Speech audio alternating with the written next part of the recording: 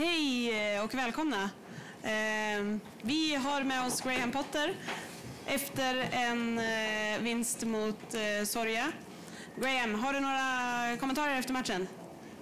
Ja, jag måste säga stor grattis till vårt spelare.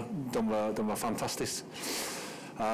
Jag är otroligt stolt över dem. Jag tycker att vi förtjänade vinst och vi hade bra prestation och det är fantastiskt kväll.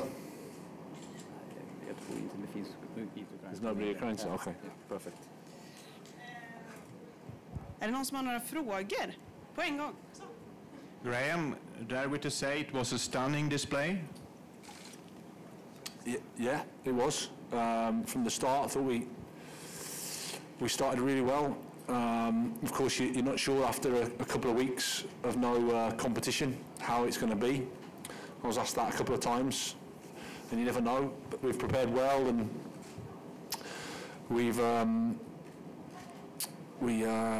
prepared well and did what we needed to do. And then I thought the performance over the 90 minutes is very difficult to control everything, but.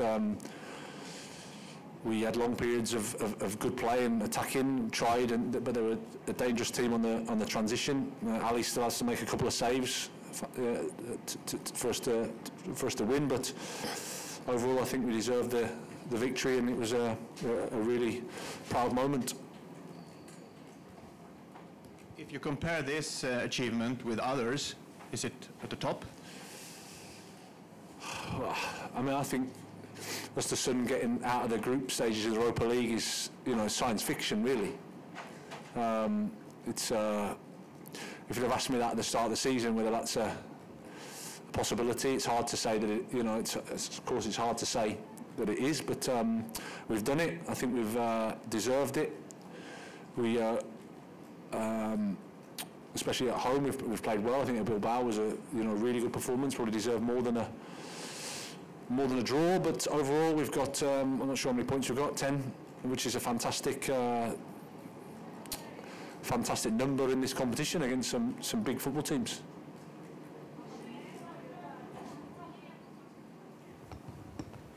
So Graham, now you're through, the first Swedish club to do so in 10 years' time, playing after the New Year's.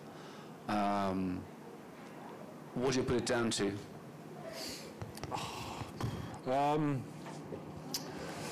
Firstly, the players have been fantastic. Their understanding has developed. I think the Galatasaray game was the start of an unbelievable sort of experience for us. Of course, you have to win the Swedish Cup to get here, but then I think confidence grew after the Galatasaray match. I think to play as we did, and then to go away and finish the job was a real big moment for us. And then to survive the Luxembourg sort of potential banana skin where everybody's waiting for you to sort of lose, and then like I said, the Pout game was an incredible evening here. So we've got some good players. Fundamentally, we've got some good players, and they've grown and they've developed, and they've just been a credit to themselves and their families, and I'm so proud of them. We are talking about that your defensive work has become better and better. Is that the department in the team that you're most satisfied, your work as a team and effort working back and so on? Yeah, I just, we play football. I don't think you can succeed if you're just good at one thing. If you want to achieve anything, you have to be good at playing football, which means you have to defend, you have to attack, and you have to do the bits in between.